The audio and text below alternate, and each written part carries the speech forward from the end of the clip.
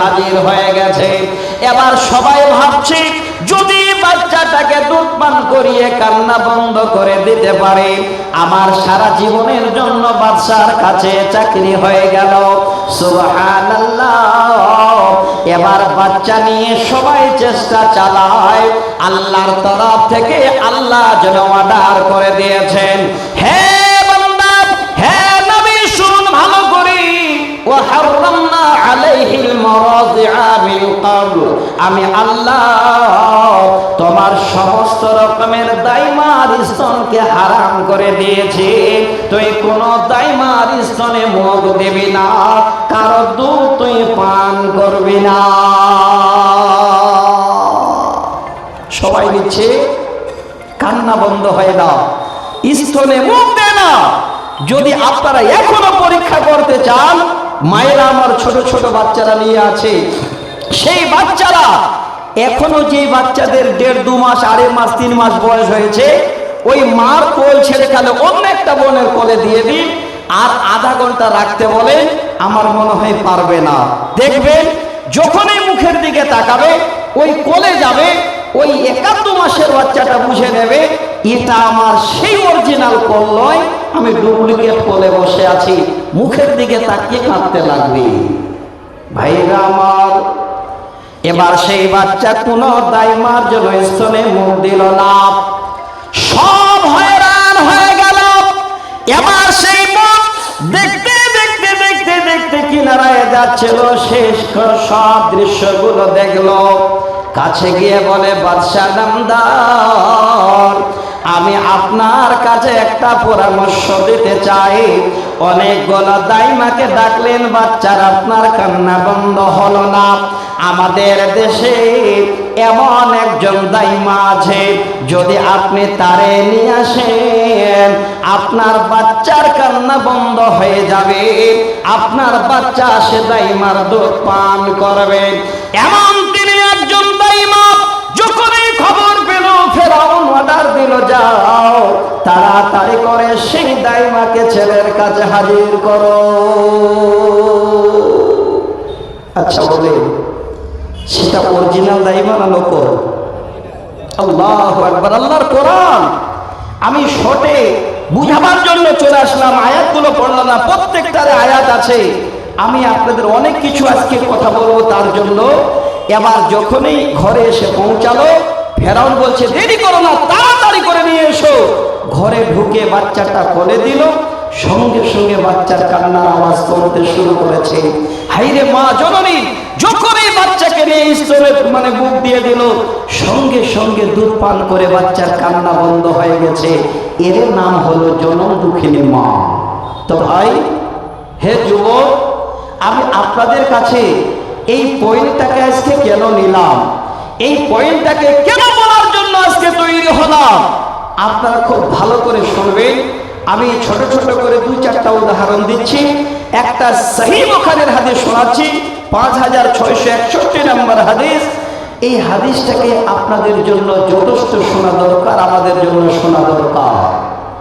দেখে আল্লাহ রাসূলের কাছে গিয়ে জিজ্ঞাসা করছে, ইয়া রাসূলুল্লাহ, মান আহাক্কুন নাস বিহুসনি সাহবাতি। ওগো আল্লাহর নবী, এই জগতে মানুষের মধ্যে সব থেকে আমরা কার হক আগে আদায় করব, কার হক সর্বপ্রথমে আমরা আদায় করব? আল্লাহর নবী যখন এই কথাটি শুনলেন, এবার সঙ্গে সঙ্গে জবাব দিচ্ছেন, ক্বালা উম্মুকা, তোমার মা। সর্বপ্রথমে তুমি তোমার মার আগে হক আদায় করো। তিনি শুনে দাঁড়িয়ে গেলেন। জিজ্ঞাসা করলাম, নবী উত্তর দিয়ে দিলেন।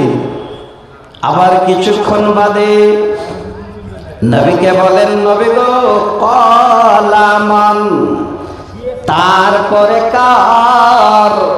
প্রথমে শুনলেন যে তোমার মা, আবার জানার জন্য দ্বিতীয়বারে বলেন, নবী গো, তারপরে কার? আল্লাহর নবী আবার বলছেন ক্বালা উম্মুকা, তোমার মার। ভালো করে শুনবেন রে যুবক, হে ভাই আমার, বর্তমানে যারা এই মা জননী জনম দুঃখিনীর সঙ্গে এখনো ভালো ব্যবহার করতে পারেন না, যারা মনে মনে ভাবেন আপনার মা আপনার বাবা যেন আপনার জন্য দুশ্মন হয়ে গেছে, ওই যুবক ভাইজানদের বলি দেখুন, আপনার মা বাবা কোনোদিন যেন ছেলের জন্য দুশ্মন হতে পারে না। ভাই পারে? কবি বলছে তোমার মতো আদর মাগো আর পাব না, মাগো তোমার মতো আদর মাগো আর পাব না, তুমি মরে গেলে মাগো আর দেখা পাব না, মাগো তোমার মতো আদর মাগো আর পাব না। 10 মাস 10 দিন পেটে রাখলে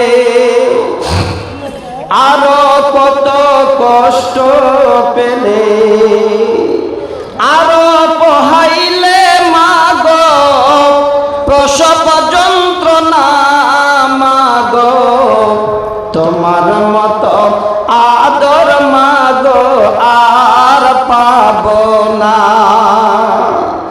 আমি তোরে গালি দিলে তবু ডাকো বাবা বলে, এতই তোমার আদর মাগো কেন বুঝিনি, মাগো তোমার মতো আদর মাগো আর পাব না। এর নাম হলো মা। আপনি ছেলে উত্তেজিত হয়ে গেছেন, মাকে গালি দিয়ে চলে গেছেন কুমেদপুর বাজারে, সেই ছেলে আবার যদি সন্ধ্যার সময় এসে বাড়িতে এবার দরজায় আওয়াজ দেয়, দেখবেন আগে মা জননী যেন গিয়ে দরজা খুলে দেবে, মার আগে আপনার বিবি যেন কোনোদিন উঠতে পারবে না। আল্লাহর নবীকে জিজ্ঞাসা করার পরে দুইবার যখন এই শব্দ বললেন, তিনি সাহাবী আবার যেন নবীকে এবার জানতে চাইলেন, আল্লাহর নবী আমি 2 বার জিজ্ঞাসা করলাম, 2 বারের বেলায় আপনি বললেন মা, আবার বলেন কলামান, তারপরে কার, তারপরে আমরা কার হক আদায় করব। আল্লাহর নবী আর কোন রকমের কোন শব্দ না বলে 3য় নম্বরেও যেন বলছেন কালা উম্মুকা, তোমার মা।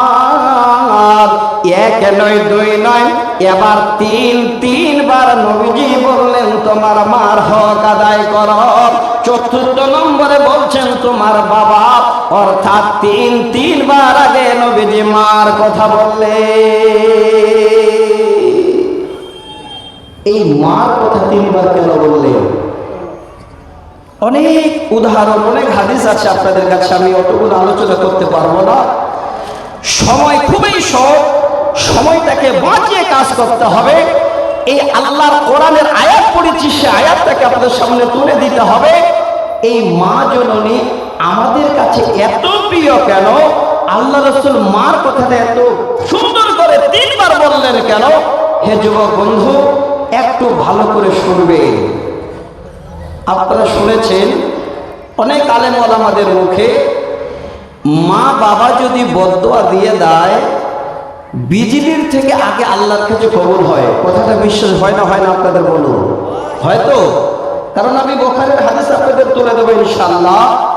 আর খাস করে মা যদি আপনার জন্য বদদোয়া দেয়, মা যদি আপনার জন্য ভালো দোয়া দেয়, তাহলে যেটাই তো আপনার জন্য দেবে সেটাই আল্লাহ কবুল করে নেবেন।